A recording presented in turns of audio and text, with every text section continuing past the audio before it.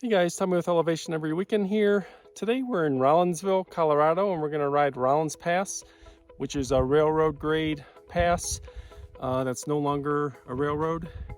It's been replaced, which I'll talk about here in a second. Gets up over 11,000 feet.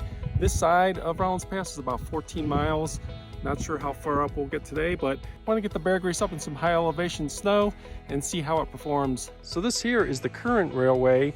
And it comes through the Moffat Tunnel. There's the tunnel. It's actually, it's over 6 miles long. It was built back in the 20s, goes under the Continental Divide. It is one of the longest railway tunnels in North America. And it's right here near James Peak, which is one of the most popular 13ers in Colorado. Looks like today's conditions, it's sunny, very light wind. You know, we're at about 9,000 feet right now, I believe. Gorgeous day, not a cloud in the sky, blazing sun.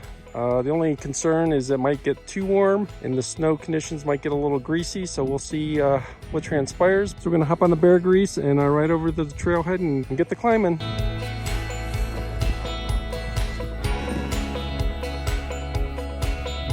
If you've been watching my channel at all, I did a video last summer called Fat Bike Torture Test featuring my 2020 Surly ice cream truck, and I brought it to Mammoth Gulch, which is actually just to the other side of this valley. It runs right up here and it continues on up. So definitely check that video out if you're interested in seeing how that bike does. And that's more of a summer, extremely steep, rocky climb. But we're up a little ways, conditions are good. It's not slippery, tire pressure is good. I can go down quite a bit lower if I need to. So we're gonna hop back on and try to get up as high as we can. This section here should be a really good test of these tires and see how well they do in difficult conditions. We don't really have a very hard-packed surface. It's undulating, some side slope. It's really chewed up pretty good. It's like by some prior vehicle traffic. So we're gonna give it a go and see how the bike handles it.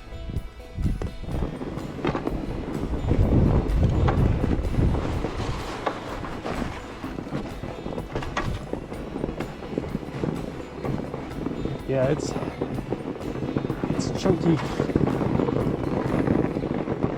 Once I got some momentum though, it's doing pretty well. It's not gonna get through that though.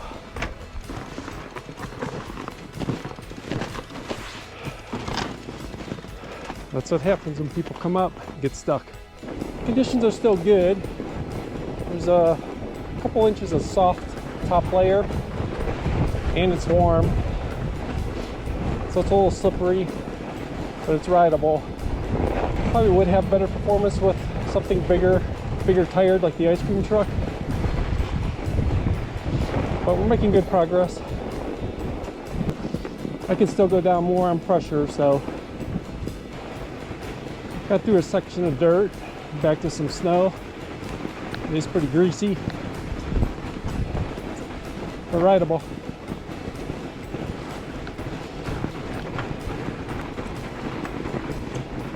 One of the things I love about riding up here is the intense smell of pine. It's so fresh.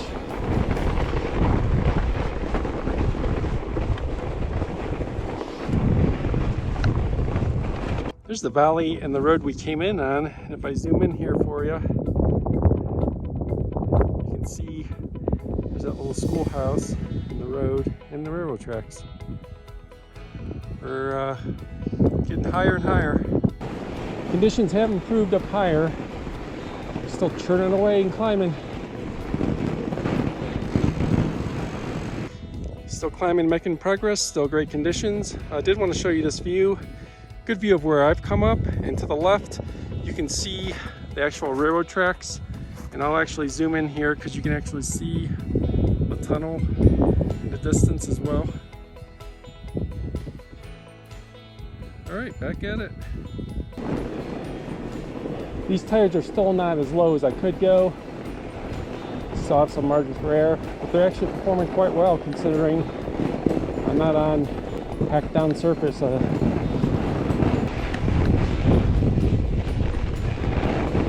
Looks like we only got one person ahead of me today, so as you can see, there's not a ton of traffic up here,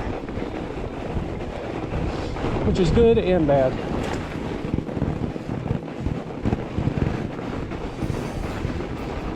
All right, gonna keep plugging away.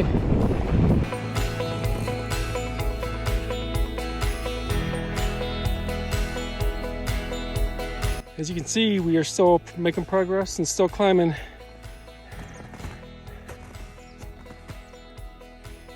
Some nice views.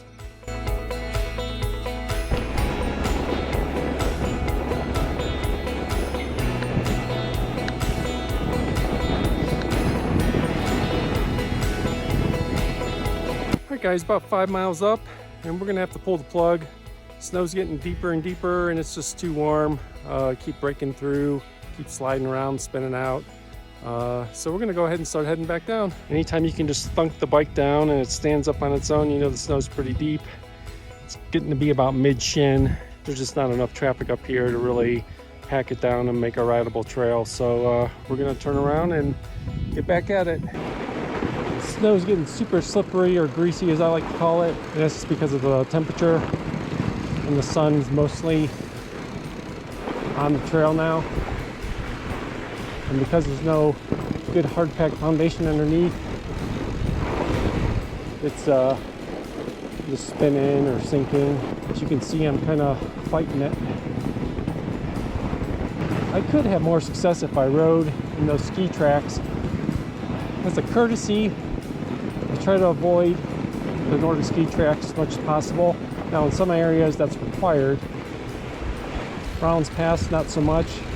It's not a dedicated ski area, but it's still common courtesy to try to avoid their tracks. Now sometimes you just can't. Sometimes you get kind of the only line forward is the one they've taken. The snow kind of funnels you right into it, so you either have to stop or just ride through it. So, but just something to note if you're asking why I'm not running on their ski tracks, which again would probably give me a little more success. That's the reason why, generally speaking, I avoid that. Since we will be descending, I'll have the benefit of gravity on my side. Just have to be careful not to get too much momentum, because the worst crashes I've had fat biking in the snow have been going too fast on a descent and then the bike just slips out, or you hit a rut you can't see and the bike essentially just stops and you almost go over the bars. So you gotta modulate your speed. Something else to watch for are things like this. That's ice. And you want to definitely not hit that at speed. This is all ice too. I rode through it fine the first time,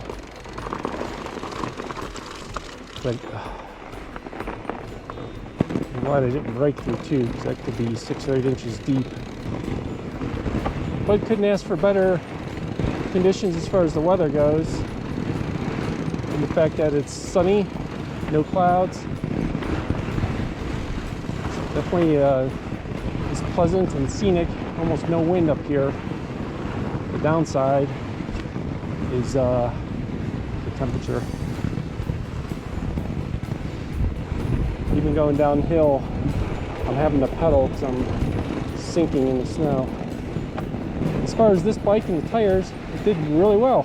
The bike itself is fantastic, so being a lighter carbon bike, it was definitely a nice attribute, especially when I have to do the hike-a-bike sections. I got the tire pressure down pretty low on these 27.5 by 4 Van Helgas. And they're still doing pretty well. Obviously, something with bigger tires like the ice cream truck would perform better up here just because of the tire volume. This bike can run up to, I think, a 4.6 in the back, and obviously you can run bigger than that in the front. So I think with a bigger set of tires, it would really perform well, even on the 27.5 wheels. And then, you know, you can certainly go down on wheel size and go up on tire volume too. So, highly capable bike.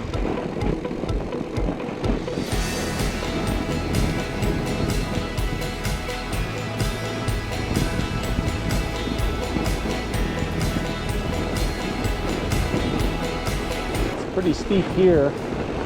Again, it is tempting to kind of just bomb it, but it's really dangerous to do that.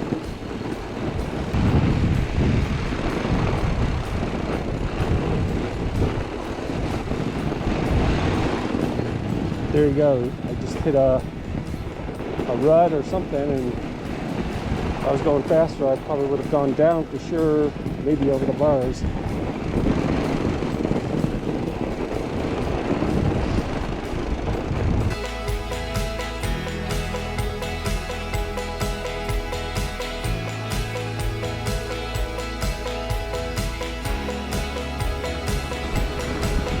It's actually much warmer, and it's much warmer, and actually looking at my own tracks, they're looking pretty wet.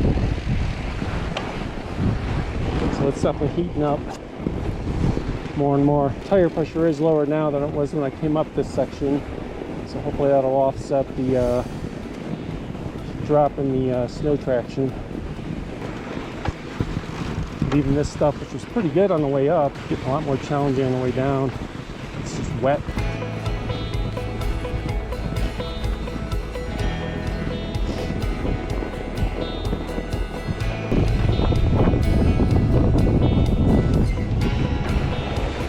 Wind is picking up. Getting to the point in the day where you definitely want to be cooling down, not going up anyways. So, you know, I don't see a cloud in the sky to be concerned about. Still, the weather up here can change rapidly.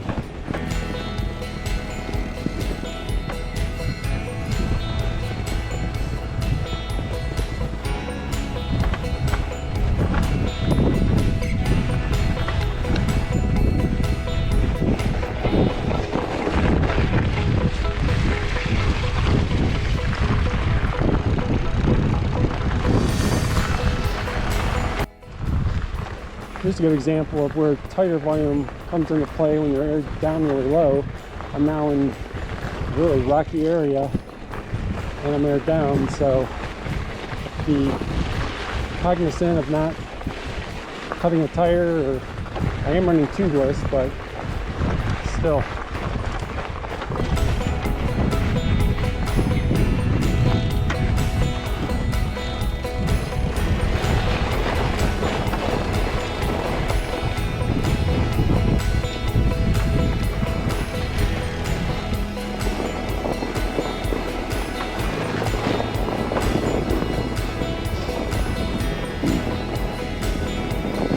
Alright guys, we're just about back down to the truck. I'm going to end the video here.